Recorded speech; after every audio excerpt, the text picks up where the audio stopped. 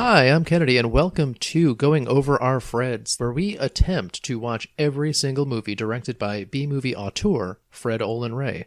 As I said, I'm Kennedy, and I'm Meredith. And this week, we bring you a special Christmas-themed episode featuring 2 Christmas movies by Fred Olen Ray. What's the first movie we're talking about, Meredith? A Prince for Christmas. This is not to be confused with Christmas Prince or a Royal Christmas or a Christmas Princess, or I don't know why Christmas and royalty always goes together. It's the ultimate Christmas miracle, an American becoming royalty. Yes. This was made in 2015, so that's pre-Meghan Markle, right? You know what? I don't know, but it is not pre-Grace Kelly. Oh, that's true. And in a Christmas movie, what does it mean to be a prince?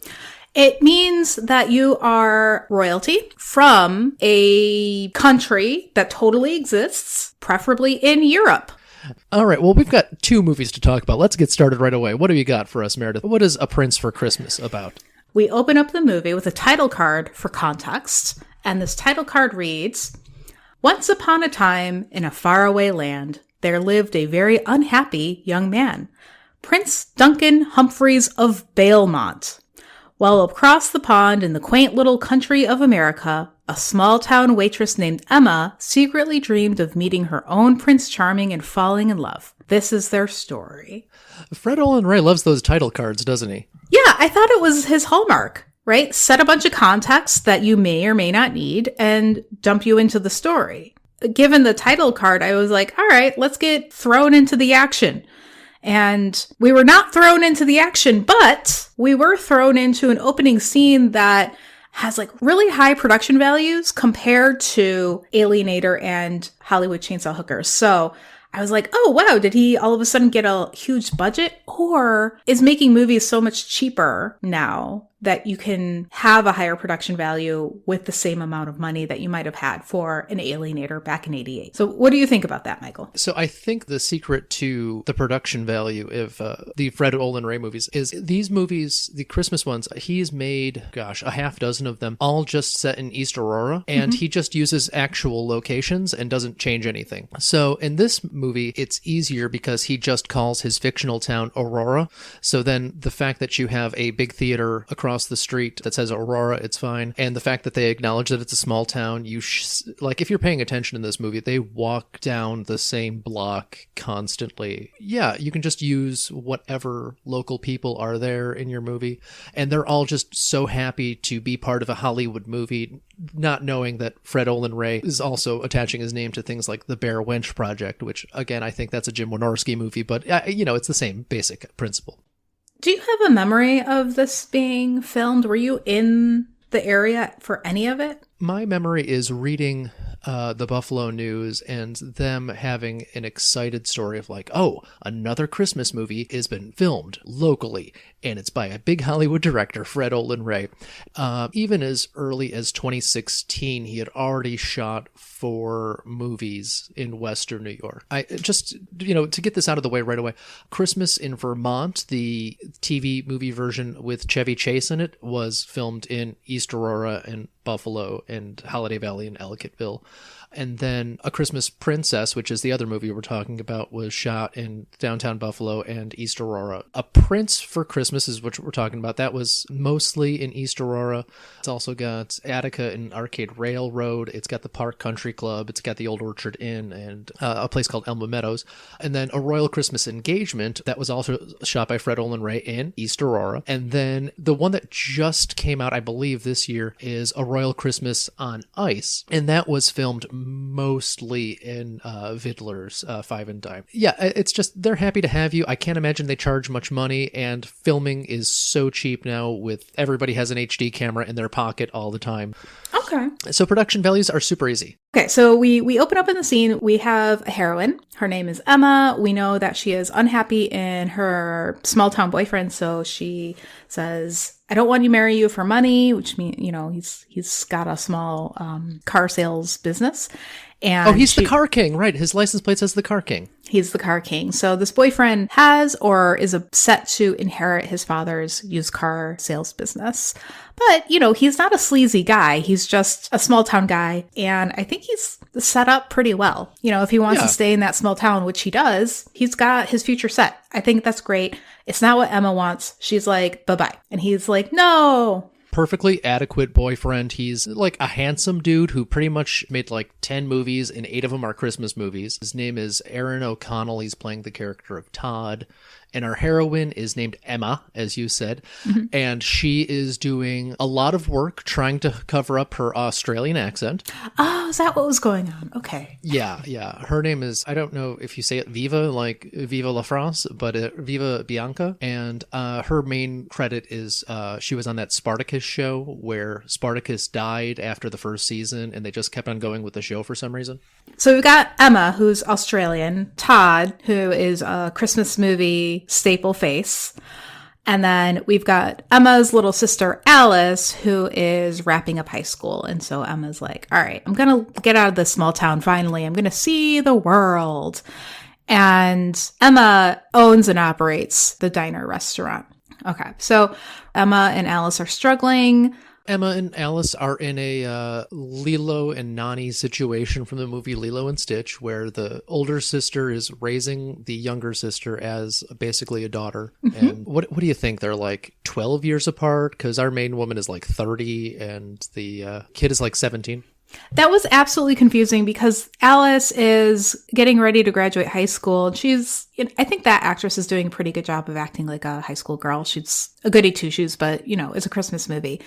Emma is playing a woman that should be no more than like 20 or 22, but is clearly obviously a much more mature person. Like she's older. It didn't seem like a Lilo and Stitch situation. I was like, well, she's got this beautiful house. She's got her own restaurant. Like, what's the problem? But there is a problem. They're poor and she wants to go to State University. Yes. I guess they didn't want to pay the money to any of the SUNY schools. I don't think you'd have to pay money to just say like, SUNY Binghamton or SUNY Buffalo or SUNY, anything. SUNY East Aurora, make one up. State University, however, is what they went with. Emma wants to go to college. She wants to see the world. Alice wants to graduate from high school. Todd wants to settle down and start having kids. Okay, so we cut away from them. We know what their situation is. Now we go to our prince and his butler, and they are doing fencing to show that they are fancy and European. And it's set up for a fight scene that's going to come later in the movie, so it's good setup and payoff. Mm-hmm. Our prince is some dude named Kirk Barker who really hasn't done much. He was in like an Arthur and Merlin movie from like 7 years ago, and a bunch of stuff I don't really know. And then the manservant, valet, butler, I'm not sure exactly what his proper title is Mark Lindsay Chapman. And he is kind of a journeyman actor. He had like a small part in Titanic. I'm sure that makes him, $10,000 a year just on royalties. And he was also in like... he was in the Langoliers and, a bunch of stuff. Who was he in the Langoliers? He was, let's see, it says Nick Hopewell. But Nick Hopewell, Langoliers. I feel like The Langoliers was directed by somebody that I've listened to an interview with. This is completely off topic now, but now I gotta know. No, yeah. We'll cut this out. I'm looking this up. This guy is. Yeah, I mean he's no David Morse. Oh, that guy.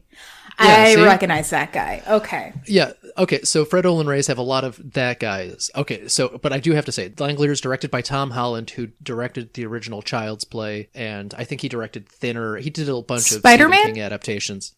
No, not that Tom Holland. He's old Tom Holland, not young British Tom Holland. I was gonna say, I don't think Tom Holland's old enough to have directed those things. Okay, and to even make it more confusing, there is an actor who was on The White Lotus this year, who's been in a bunch of stuff, whose name is Tom Hollander. Oh God! So that means there is a Tom Hollandist out there somewhere. I am sure there is. There's got to be. We have to find Tom Hollandist. Okay. All right. Hollandist. Okay. So they're fencing, and we've got a prince. His name is Prince Duncan, And we learn pretty quickly that Prince Duncan is preparing to be wed in an arranged marriage on Christmas Day. And he does not want to do that. Okay. So we learn that he is the only prince in Bailmont, which doesn't exist. They have vaguely European accents. Yeah. Yeah. Okay. Would you say that Prince Duncan has an Australian accent too? No, I think he's actually British. I could be wrong. I wasn't really paying too much attention to his accent, but his mom is Kelly LeBrock, who you might know as Lisa from Weird Science. No. Yeah. No. Kelly You're LeBrock, lying. she is, not only is she Lisa from Weird Science, but she was also married to Steven Seagal for years. You are lying. Wow. Come on. I would not lie to you about this. I didn't recognize her at all. That's because her face is 90% post-consumer. So you, like me, are an exennial. Yeah, 82. So, did you recognize the king? No. The king in this movie has his own holiday. No. Rex Manning Day. Okay, I have not heard of this day. Oh my gosh. So the movie Empire Records came out in 1995 and is very important to a very small microgeneration of people who still celebrate Rex Manning Day. He was also the lead in one of the many sequels that's superior to its original film, and that is he was the star of Grease 2. Wow. Okay. So let's rock and roll. I need to revisit these. All right, so we've got Rex Manning is the king. Yep. Weird Science, Lisa is the queen. That is true. All right, and Prince Duncan, is he anybody that we've seen around before? Not really, no. Okay, Prince Duncan's new, and the butler manservant is Langoliers guy. Yeah. All right, in the movie, Duncan is like, I'm going to run away. So he runs away. He's having cold feet because he doesn't want to get married. And he saw an advertisement in the newspaper saying Cozy American Christmas. So he's like, I'm going to go do that. Sure, fine. He rents a car in New York City, I think. I think he flies to New York City, which makes a lot of sense.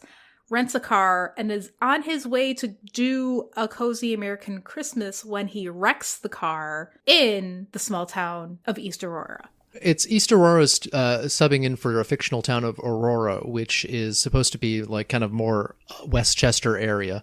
And he wrecks his car because there is a horse in the road, a wooden horse, not an actual horse, for no reason. Yeah. And he gently glides over a snowbank. Oh yeah, it's completely wrecked. The car is yeah, it's totaled. Yeah, the complete completely totaled. Yes, yeah. Anyway, he's a terrible driver. That's what we found out. And he rents a room at an inn and shows up at Emma's diner because he needs to eat because it's going to be a while before he can get his whole car travel situation sorted. Okay, so they have a meet cute. They start flirting. He's got an accent and she's an American small town waitress. So bam, she's in love, obviously. And then he's like, I've never done some basic ass winter shit. He's like, I don't know what a snow angel is. And she's like, I can't believe you don't know what a snow angel is. We must go do a snow angel right this second. Yeah, and she violently pushes him in the snow and he makes a snow angel. The best snow angel ever. I'm going to take over recapping for a second because our deductive reasoning mastermind, Nancy from the B&B, yes, she figures out his identity right away because this idiot hands her a credit card and she just happens to have a tabloid article with his face on the same area. So she puts two and two together very quickly. Nancy, I think, is my favorite character in this movie. I just find her delightful. She just runs the B&B and she's offering advice to the prince and she seems nice. And that actor is named Mary Kate O'Connell. She's been in 5 movies. And how many of them do you think were directed by Fred Olen Ray? That's right, 5. Yeah. That is right, all 5. Is she from East Aurora? I don't know. I kind of assume he does hire a lot of kind of local guys. Let's see.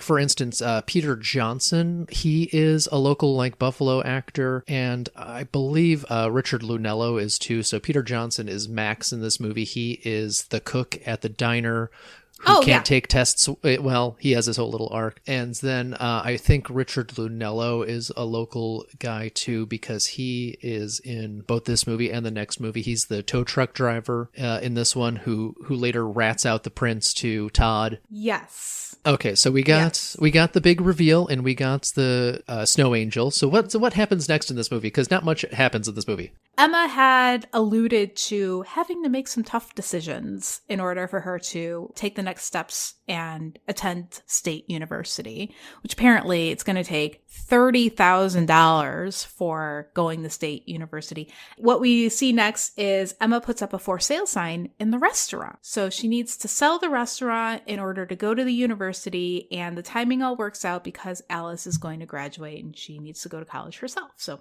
all right, so this is the tough decision that Emma is making. Meanwhile, our innkeeper, Nancy, has picked up on perhaps some romance in the air, and she's trying to give Prince Duncan some pointers on how to woo Emma.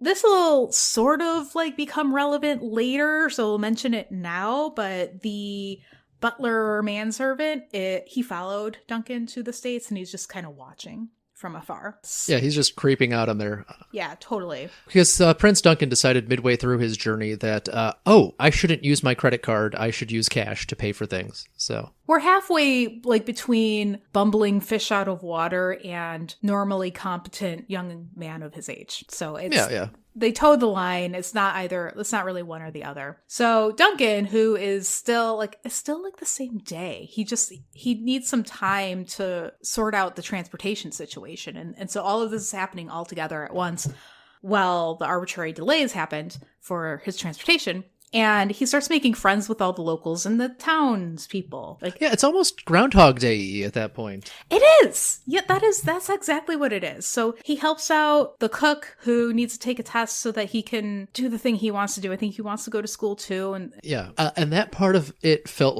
very cringy to me. It's I'm going to help this poor black guy who can't take tests good. It seems like he might be slightly illiterate or something like that. And it's just oh no. Because all of the questions that Duncan helps him with are you have to carry the 6. And it's what? He's doing basic arithmetic to get into culinary school? And why does he need to go to culinary school to open a restaurant in this tiny ass town? I don't understand. We'll do a callback to that for the next movie as well, of the little shoplifting kid and how that prince inserted himself into the situation. That's the best scene in cinematic history, but I can't wait to talk about that. Yeah. No, it's so dumb. It's so dumb. But what it is I think what I'm learning about Fred Olen Ray here is that he views movies as puzzles. And in order to have a good puzzle, you just have to have certain pieces. You have to have a piece of this shape. And what he's doing here, the puzzle piece here, is in the shape of the prince is kind and we need to show it. And so Fred Olen Ray, who I think wrote this. Yeah, he was a co-writer on it. There's 3 writers on this movie. It's him and Jeffrey Schneck, and the other guy is Peter Sullivan. And Peter Sullivan and Fred Olen Ray, I think, worked together on both the movies we watched. And Peter Sullivan, I looked up his IMDb the other day, and I believe he has written 109 movies. Okay.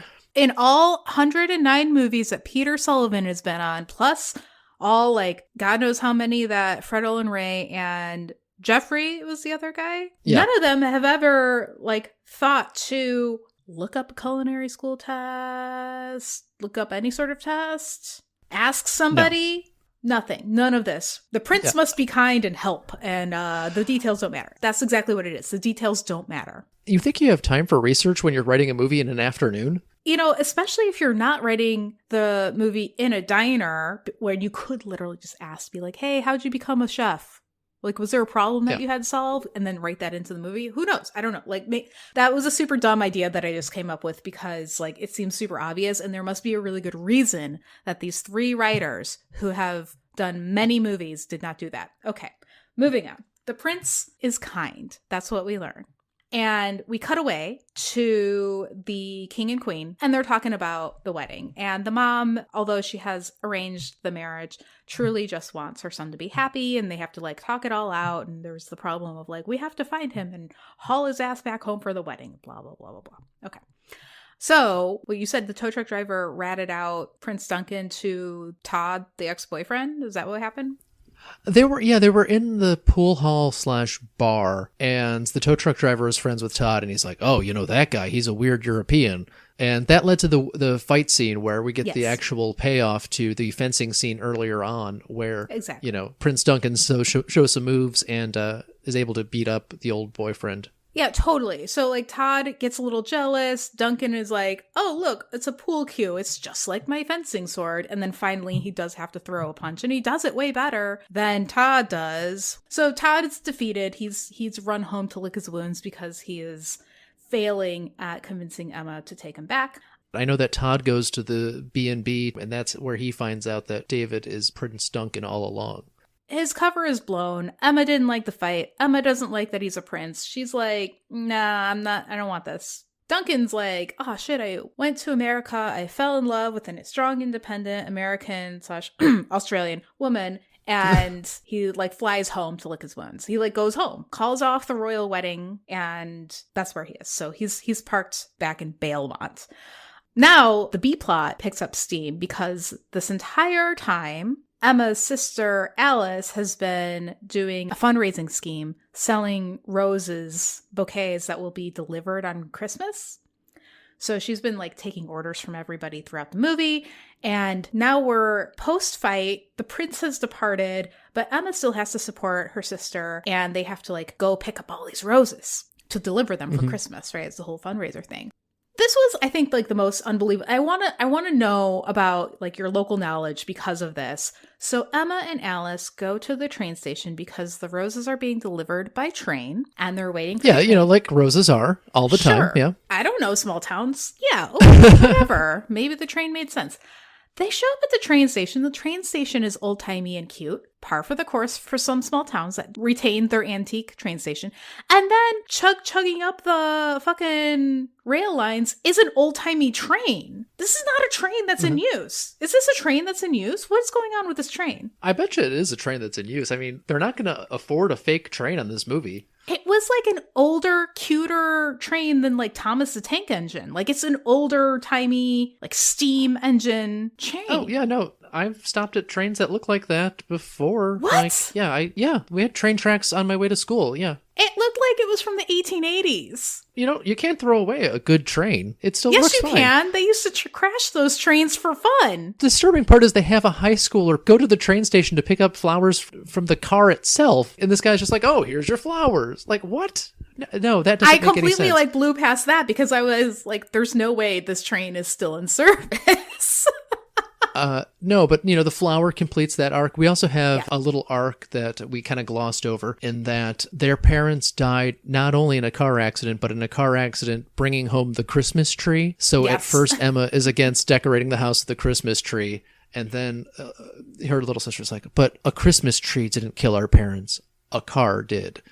Yes. And then like later on, she has, she visits their gravesite and puts flowers on the grave, even though earlier in the movie she couldn't afford flowers, but that doesn't matter. And then after she fights and breaks up with Duncan, she brings a tree into the house and she's like, you know what, let's have this tree. We're going to live up life. So there's a whole like tree arc there too. The tree arc is symbolizing that she is finally like healing emotionally from the parents' death, which is good. So the flowers are on the train, and then Prince Duncan's on the train, and then Prince Duncan's like, well, I have to pick up my flowers, and also let's get back together. And they were just like, okay, sure, let's. Well, specifically, like, he gets off the train and it's like Emma's been having some regret about dumping him, so it's great. And we have a moment. And he's like dressed in a very specific like regalia. He's got like a sash. Oh, yeah. Yeah, he's dressed in like a doorman outfit. Yeah. Oh, yeah. And part of it too was that he was supposed to have his wedding at Christmas, and she found out about that and thought that she was just going to be a side piece. So I guess that's the thing that's changed, is now she knows that he actually cares about her and doesn't have to be angry about that. Oh, and then we immediately jump to the Animal House text over freeze frames telling us what happens to each of these characters in the next, 3 years or something like that. Like, Max graduates culinary school and opens a restaurant at that diner's location. Because they were like, Alice graduates from college. Yeah, even Todd gets a happy ever after. He's just like, he finds a girl that, is willing to settle, and he becomes the car king when his dad dies. It was very sweet that everybody did get a happy ending, because we didn't have a villain. We just had No. some people who were dating and not good matches for each other, and then they broke up and they found better matches for each other, and it was all fine. We don't even see the prince's quote-unquote love interest, the arranged marriage person there. Right. The mom is a little overbearing, but perfectly, fine. She's just like, I already paid for this wedding. Come on, get it together. And the ex-boyfriend, he tries to fight the prince once, but he's not that bad. Yeah. This is a perfectly adequate Christmas movie. I've seen a lot of Christmas movies, and this is perfectly fine. Yeah, this was not a bad Christmas movie. Yeah, and this is about on par with one of the better of the Netflix Christmas movies that they release 5 of every year, and it probably cost a third of what those things cost. So totally. I kicked off this past Christmas season watching that Lindsay Lohan one that came out. And that movie was perfectly adequate. This movie, arguably better than the Lindsay Lohan one, depending on if you want some metrics that you have. Okay, so this wraps up. And now, because we watched this one first, my expectations were set at a different time. We went from Chainsaw Hookers to Alienator, jumped forward in time a couple of decades, and all of a sudden he's making a perfectly serviceable Christmas movie, and he's still in charge of a lot of it. Right? Okay, so he's co-writer with 2 other people, but he's in charge. It's his production. So then we go to the next movie called A Christmas Princess. Mm-hmm. I'm okay, I'm feeling I know what to expect. And what do I expect? I expect a opening title card. And they don't do it. And I was like, what the fuck? Where's my title card? It opens like a regular movie. And I was like, oh, did he finally give that up? Does he realize that he doesn't need a title card to set a bunch of unnecessary context? And we open with an introduction to our heroine who lives in Brooklyn. And I'm sure it was absolutely filmed in Brooklyn. Oh, yeah, 100% Brooklyn. Yes. Was it also filmed in East Aurora? Not the small town bits, the regular bits. So the regular bits were either in Buffalo or East Aurora. Okay. For instance, the big hotel that they have the big event in. Yeah. That's just the Albright Knox Art Gallery in Buffalo. Oh, all right. Okay. On the streets of Buffalo, standing in for Brooklyn, Jessica, our heroine, is running a restaurant. She's the owner and chef of a small restaurant, and it's struggling. It's been open for 6 months. And she's got 2 whole employees. The cook and somebody else. That somebody else is my favorite person in all these movies. Why? Okay, because she is playing a character who lives and works in Brooklyn and has the worst Buffalo accent I've ever heard in my life. That actor is from Boston, New York, and I think she went to theater school in Buffalo. The Buffalo accent is just a stronger version of the Chicago accent. It originates in Rochester, which is the worst version of the accent.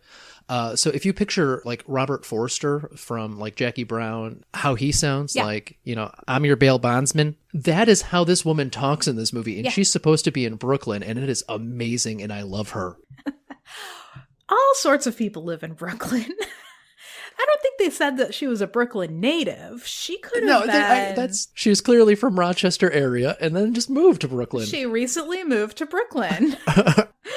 Okay, so it's Jessica, her 2 employees, and her landlord comes in and he's like, you got to start paying your rent. I understand it takes time for restaurants to find their audience, but it's been a long time. I need my money. And he gives her a month deadline to figure it out. Okay, so now we know her conflict. And once again, not really a villain. This guy is way too nice to her. And fine. Yes. In the very first scene of the movie, Jessica is talking to a newspaper clerk, and boom, right on her screen, right away, is Peter Johnson, who played Max in the last movie. I'm just like, is this just the only black guy that Fred Olen Ray knows? Is he from Aurora?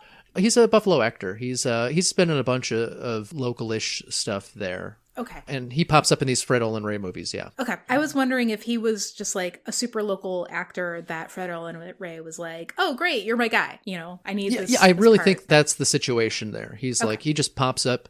I think he's in a couple of other Fred Olen Ray movies, and I looked up, he's in another movie that was filmed in East Aurora called Assault on VA 33, which is not, I repeat, not a Fred Olen Ray movie. It was directed by Fred Olen Ray's son, Christopher Ray. You mean he's not Christopher Olen Ray? No, he doesn't have the Olen. Oh my God. Okay. So Jessica needs a Christmas miracle, and we cut away to a prince right? So he is throwing a Christmas time gala. This is the gala's like 5th year, and it has to be perfect. He's got very exacting standards, and his celebrity caterer is just not up to the task. So they have a little bit of a back and forth, and he fires his celebrity caterer. Yeah, like they basically make the celebrity caterer seem like a little Gordon Ramsay-ish. Both these characters just kind of seem like douchebags at this point. Yes. The prince apparently must be the Prince of Australia because he's just an Australian, not hiding an accent at all. So I don't know how many little enclave kingdoms are in Australia, but maybe he was just went to school there because his mother has a different accent and his father has a third accent. So congratulations, Prince. That's just how it is in the kingdom of Edgemont. This one's Edgemont. The last one was Bailmont. Beaumont? Bailmont. Okay. You got to hand it to Peter Sullivan and Fred Olen Ray because they mix it up like crazy. I mean, we've got a woman who owns a restaurant who is struggling financially. We've got a prince in her town ready to sweep her off her feet. We've got a kingdom that ends in Mont. We've got 2 at least of the same actors. He's also got a butler manservant guy. Oh, yeah. The butler manservant is Andy Lauer, who is not British. He is most famous for being that dude on Caroline in the City who is always on rollerblades. So he fires his caterer, and you're absolutely right. Like, they're both acting kind of douchey to each other. I used to be in hospitality, and I have never had a caterer speak to me like that, like so full of themselves and so full of their dishes. And I was like, do the writers know about caterers, or they just needed to like have a douchebag scene? Well, he's like a celebrity chef, though, too. So yeah, but he's catering. But he's also catering to royalty, so you think he'd be a little more ass-kissy, but who knows? Right. In this establishing shot, we understand that the gala or whatever just has to be very perfect. And 10 days out from the banquet, the prince fires a caterer, and now he's like, I need a new caterer fast. And so he's on the hunt for food. He's talking to his manservant butler, and the butler's like, what the hell is wrong with you firing the caterer 2 weeks from your party, blah, blah, blah. And he's like, you know what? I need a walk. And immediately he smells something on the street. It's like the most amazing, enticing food smell. He's never smelled anything like it before. And he identifies the restaurant where he thinks the smell is coming from, and he walks in. And indeed, it is Jessica's restaurant. He's like, what is this incredible smell? And it is... What is it, Michael? I believe it's meatloaf. It's meatloaf. He seems to walk straight from the outside into the kitchen. Well, he walks in and he like knocks on the bar top because nobody's like around because they have 3 Okay, employees. yeah. I must have been on my phone. Yeah, that's neither of the employees is working the front. Yeah, nobody's working the front. He's looking for somebody because he's like, the smell is the most amazing thing. He walks back into the kitchen, accosts the cook. He's like, what are you making? And the guy's like, meatloaf. Oh, yeah. So Jessica walks in and she's like, get the fuck out of the kitchen. Don't you like know like how to act, dumbass? She doesn't recognize that he's a prince, but the cook and her other employee do. And they're like, oh my God. She like, can't believe she's talking to him like this.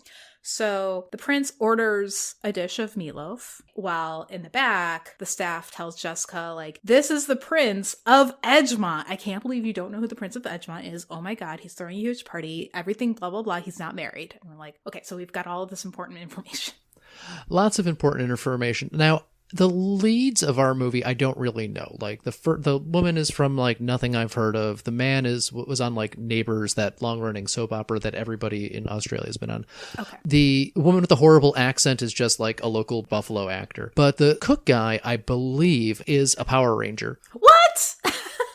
Yeah, he's from Power Rangers Megaforce. He played the Silver Super Megaforce Ranger. That explains when there was like this one like kind of throwaway scene. They were like looking at them, and he had to immediately pretend like he had not been closely observing them, and he like throws his attention somewhere else, and he was like acting weird. Now that you say he was a Power Ranger, that makes so much sense, because he was acting kind of like Power Ranger-y-ish, if that makes sense, when he was trying to... Yeah, okay, all right. I get it. The Prince, John, his name is Prince John. He has, like, based on one bite of the meatloaf and these incredible smells, he's like, I need a caterer, and my party's on Christmas, and it's this huge thing, and I just fired my caterer, and I need food.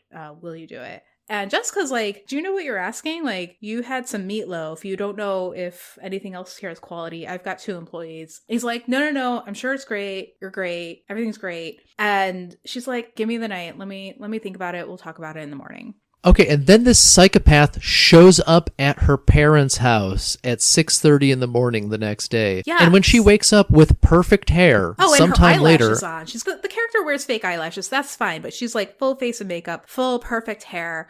You're absolutely right. She's staying with her parents. He shows up early the next morning because he just can't wait to get the yes on her being his caterer. And she's like, what the hell? But she was very low energy at the beginning of the movie. And I was like, oh, this must be her acting because she's like depressed about the money situation, potentially losing the restaurant.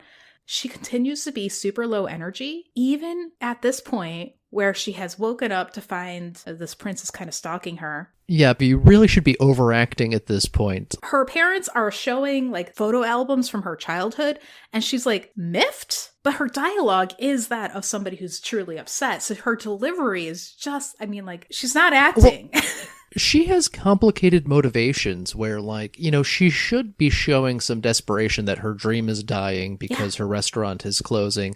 But she also knows she's not able to handle, like, with her 2 employees and no experience catering this $1,000 a plate event. But she's just like, I don't wanna. But yeah, so they're looking through baby photos. It's her mom, her dad, and the prince. And the parents are already on board. Like, oh, you're going to be the next Meghan Markle. You got to get married to this guy. Yeah. Even though he's just trying to hire her as a catering company. Yeah, there's been no chemistry. My wife, Jen, was watching part of this movie with me. And she looked at me and she said, so what's the opposite of chemistry? And I said, gym class. And these 2 have gym class. Yeah. Their level of chemistry was appropriate for somebody who was hiring a caterer. Yeah, it seemed a strictly professional relationship. Yeah, it really did. Ultimately, she's like, yes, fine, I will agree to be your caterer for this event that's now 9 days out. And he's like, awesome, perfect, I'm going to go away now. He gives her a cash advance so that she Which is just an envelope full of $100 bills. Exactly. So I think he learned from Prince Duncan to show up in the States and actually just have like American money ready to go. So good. Awesome. I think Edgemont and Balemont do communicate. Perfect. Yeah, the Monts. Yeah, the Monts. They're sister cities. Exactly. They got to be next door to each other. Okay. We need to plan a menu. But they come up with a thesis of a menu, and their thesis statement is food that smells like Christmas? Like traditional Christmas food with a twist in order to evoke childhood memories of Christmas.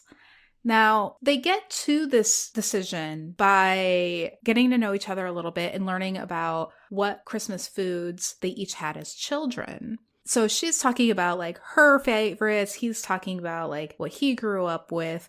And they're not the same, right? American Christmas food traditions vary by region. And we don't even like, okay, sure, Edgemont is a stand-in for Britain. Sure. And he says like spiced beef. And I was like, that sounds like an American idea of what a British, like, I don't even think that's a real food. What? Doesn't matter. What menu is she going to choose for a royal Edgemont banquet taking place in New York City for Christmas? Well, clearly this is when you have to drive to East Aurora for, inspiration as to, because you've got 8 days to plan and make all this stuff. So let's go and stop and have some hot cocoa. And they're supposed to be in New York City. So I'm assuming that you have to drive about 4 hours through traffic to get out. Yeah. So they go to this diner because you have to have a diner. Yeah. They meet a waitress where the waitress immediately recognizes them. Immediately knows who the prince is, takes a selfie and says, no one's going to believe this. And I'm just, you have a selfie. You're Everybody's going to believe you. Yes. Well, and she says like, oh, I got to go get my camera, and then just grabs her phone. And I'm like, would she even say camera? Like, this movie at this point, I'm questioning every single line of dialogue because it is just that, like, it's poorly written and it's poorly acted, and one scene to the other doesn't really make much sense. Right. And I'm starting to think either this was filmed in a weekend or this is just like, what can we get away with? Like Fred Olin Ray and Peter Sullivan are like, how stupid can we make this before people will turn on us? Yeah, I think that's what's going on. Because that immediately leads to my favorite scene, which is the young shoplifter. Meredith, what happens in this young shoplifter scene?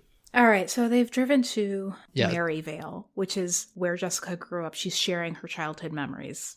and they have paused outside a storefront, and the door swings open and out runs a small boy child who has something clutched in his arms, and he runs face first into the prince and drops the item that he was holding. It turns out to have been a mirror, which breaks. Yeah, it looks like the Beauty and the Beast mirror. Yeah. So then they come in, and the prince is immediately like, maybe I can help. And the store owner is immediately like, oh, yeah, well, the kid is acting out, and times are hard because his dad's in Afghanistan, and he's been having trouble in school lately, and he just had... Yes, the shopkeeper's just, letting out all of, this person's business to this stranger that he doesn't know is the Prince of Edgemont.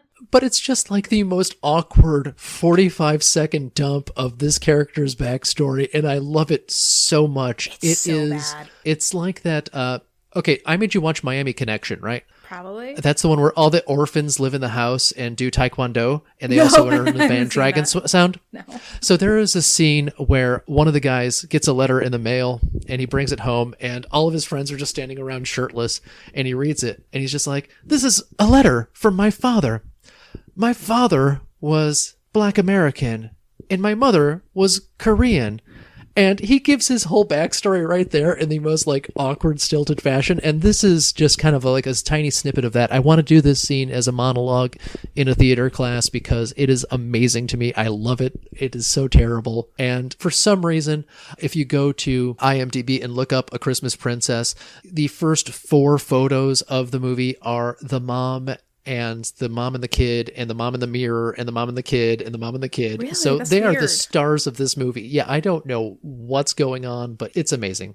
So we get this, and initially it seems like a throwaway scene, but we do come back to it. But this is the exact same kind of scene from our prior movie. It's the puzzle piece to show that this prince is kind. We need that puzzle piece.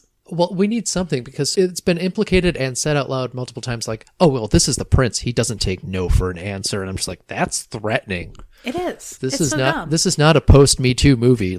Yeah, his supposed attraction to Jessica is all about her initially having said, no, I'm not going to cater your event. And so he's like, oh, wow.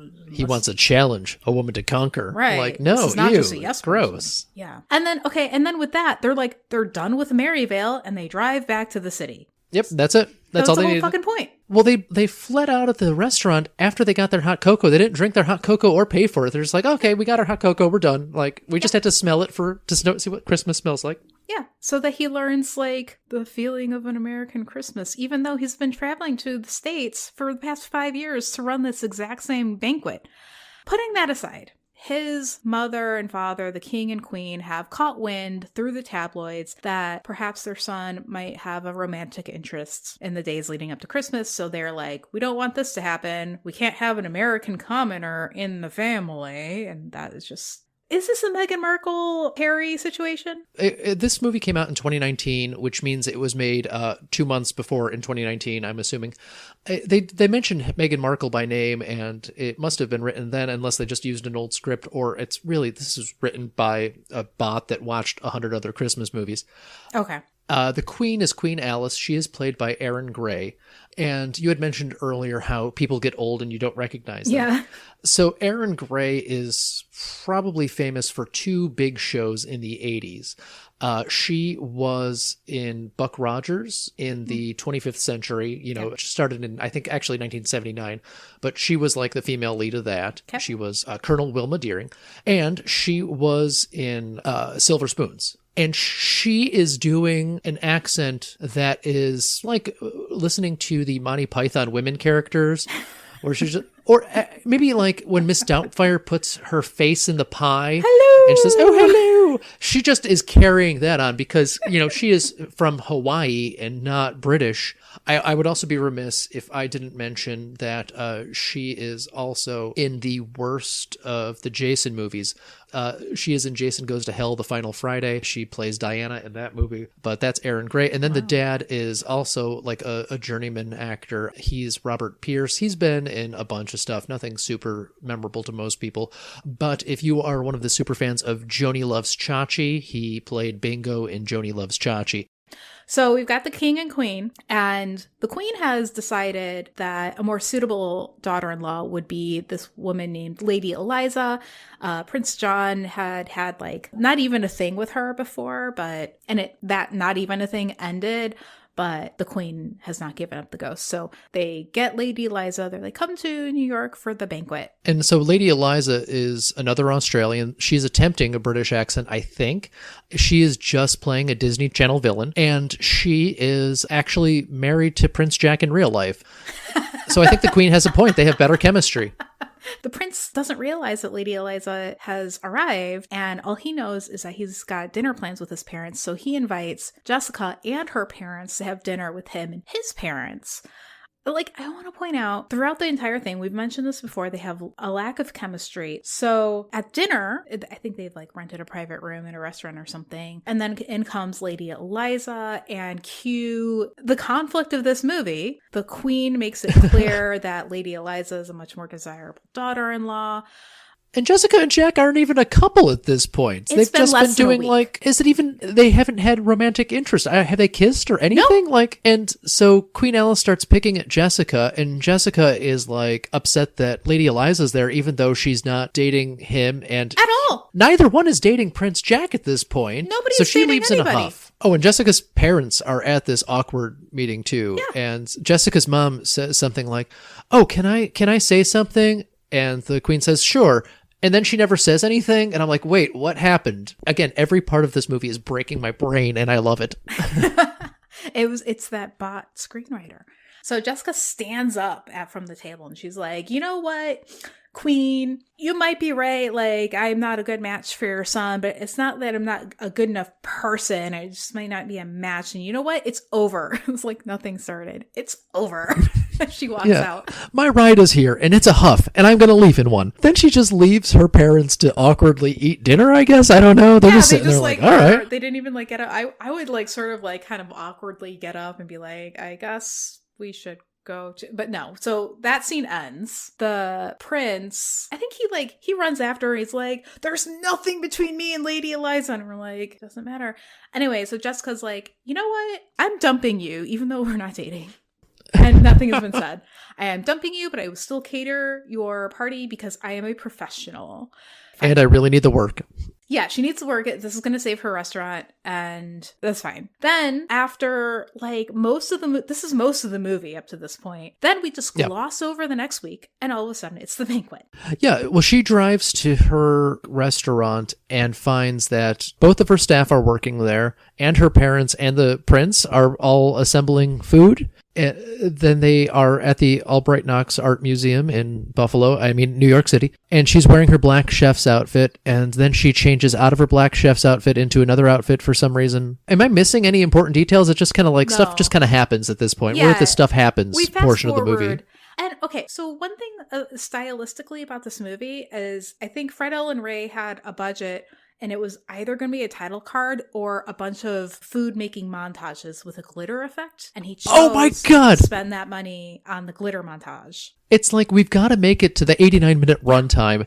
Between every scene, it's just like a close-up of a white guy's hand sprinkling salt on a dish, and then it's like somebody else baking cookies. And then we'll just cut to a somewhat related scene with maybe one of the foods connecting. And I don't know why they're doing this. It's just like weird padding. Where a good montage would have made sense is this point between the breakup, I put that in quotes, and now it's dinner day. That would have made sense to have a montage here to gloss over the week, but we don't. Instead, we've had a bunch of awkward montages in the beginning, and now no time or budget for a montage where it makes sense. Okay, so you know how you just brought up one of my favorite things of the movie that I completely forgot about is the interstitials of people cooking for no reason. My other favorite part of this movie is Prince Jack is so famous he is constantly hounded by the paparazzi. And the paparazzi are usually 3 extras with whatever cameras they could find.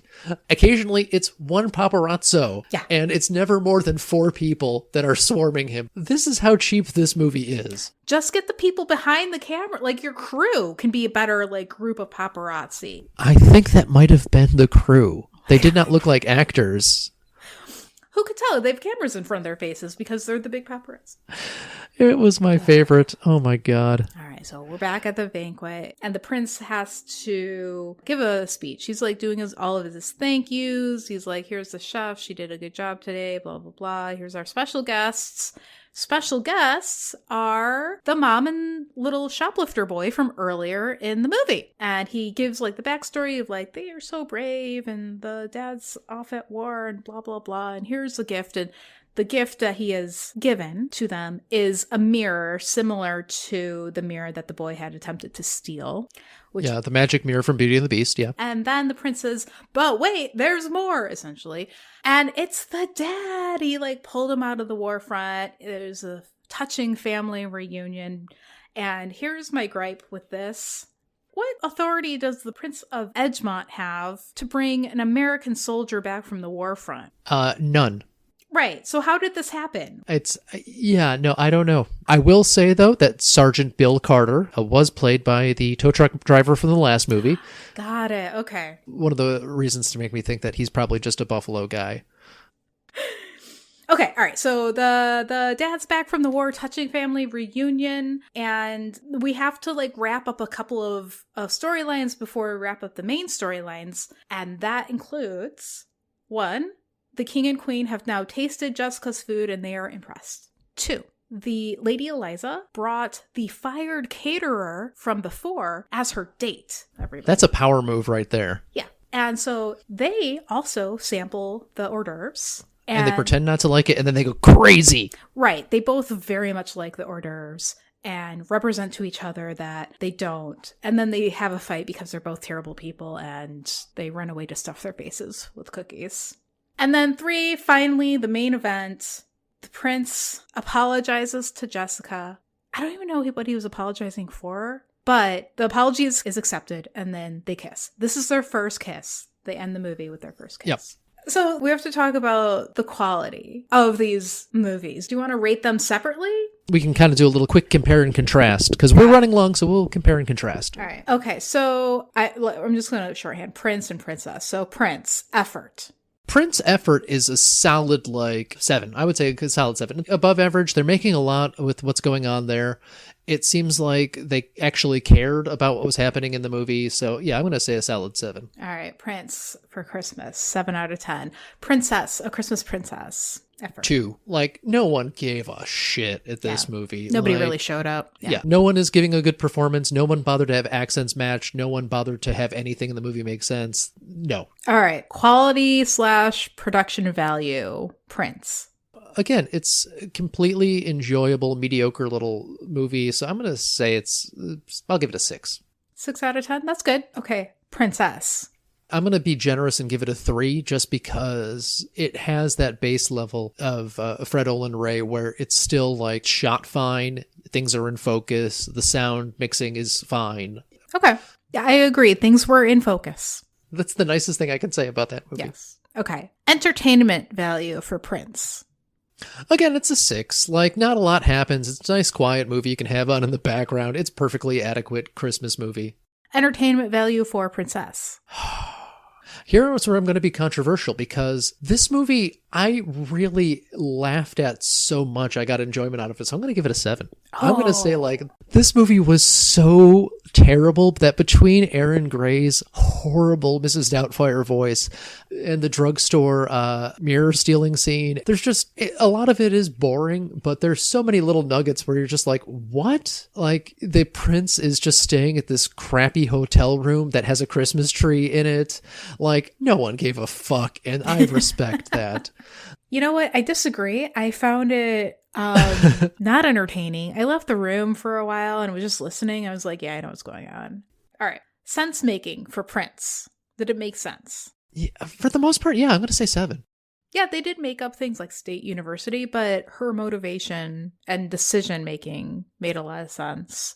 And they set it up so that, you can see how all of their problems will be solved at the end. But so nothing came, nothing was surprising, but nothing was Deus Ex Machina popping in at the last minute. Yeah. Sense for Princess. I'm going to go ahead and say a 3. The people spoke English and walked on their feet instead of on their hands. This is the bar that it had to jump over. All right. Yeah. Prince for Christmas. Effort, 7 out of 10. Quality, 6 out of 10. Entertainment value, 6 out of 10. Sense making, 7 out of 10. So we're in the solid, like 6 and 7s. Good.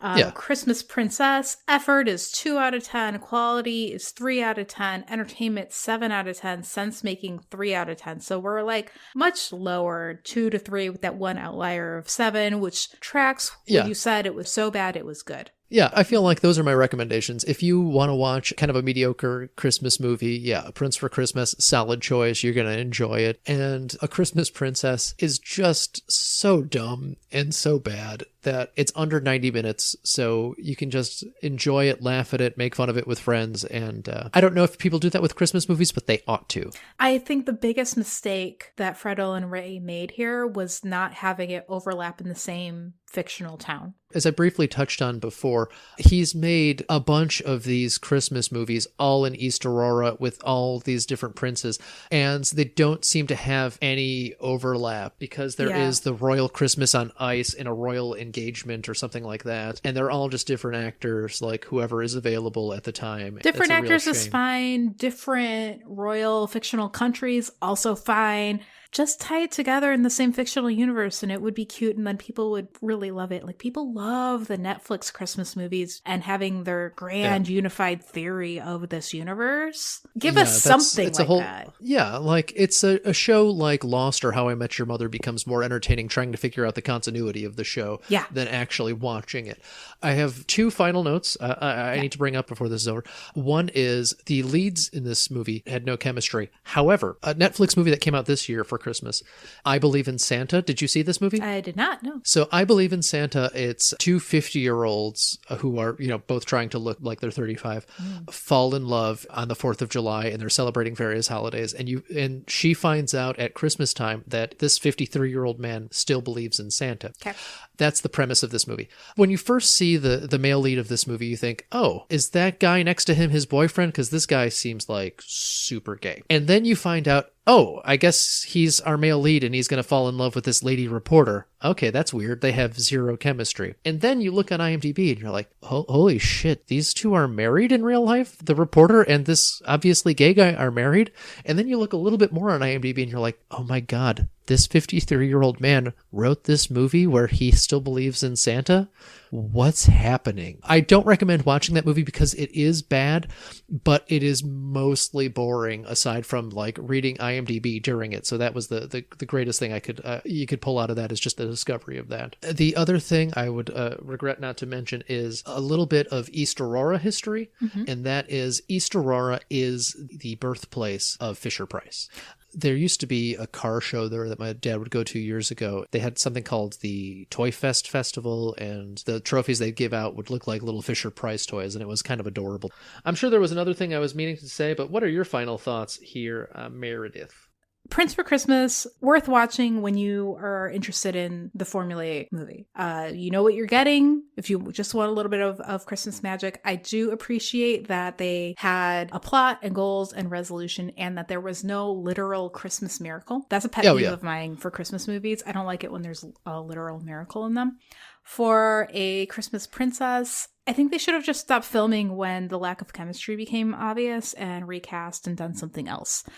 I feel like it was a waste of my time to actually watch that, whereas for A Prince for Christmas, I was just like, okay, this is not the greatest movie, but I don't regret watching it in the way that I regret watching Christmas Princess. I mean, how many other Christmas movies has Fred Olen Ray done? Is this his new habit? It's a couple of these a year, and sometimes a couple of war movies, and sometimes a couple of, booby pictures. Okay. There's a wide variety of things to go over. I could totally see if a lot of Christmas movies are of this caliber, somebody or a couple of somebodies could do a supercut of a lot of them since they share East Aurora as a filming location. I could totally see a supercut of Christmas magic, Christmas romance that would be better than all of the individual movies. Yeah, just people holding hands, making snow angels, and taking sleigh rides behind horses. I mean, you just set up everybody and their problems and then see which ones get together. What would be even better is if Fred Olen Ray was using a lot more of the same actors instead of just a couple of the same ones. Mm-hmm. Like if the tow truck driver was in a lot of things and you're like, oh, and then he went to war and then he came back and he opened his own restaurant. You could trace that. I don't know if you want a Fred Olen Ray East Aurora shared universe, or if you want just Love Actually filmed in East Aurora. Yeah, both. But yeah, you should use all local Buffalo actors and have everybody have the terrible accents my cousins have, which make my accent sound like, the news. Michael, I don't think you have an accent. I think that really just indicates that you've adopted the Chicago accent. Yeah, well, I mean, again, the Chicago accent is just another derivation of this same horrible Great Lakes accent that we're all dealing with. It's not horrible. It is our heritage of waves of immigration and how the immigrants dealt with the English sounds. All right, well, that seems like a good spot to stop. Well, thank you for forcing me to watch these movies. Oh, anytime. I'll text you the next one. All right. Until then, Happy New Year. Happy New Year. I've been Kennedy. I'm Meredith. Bye. Bye.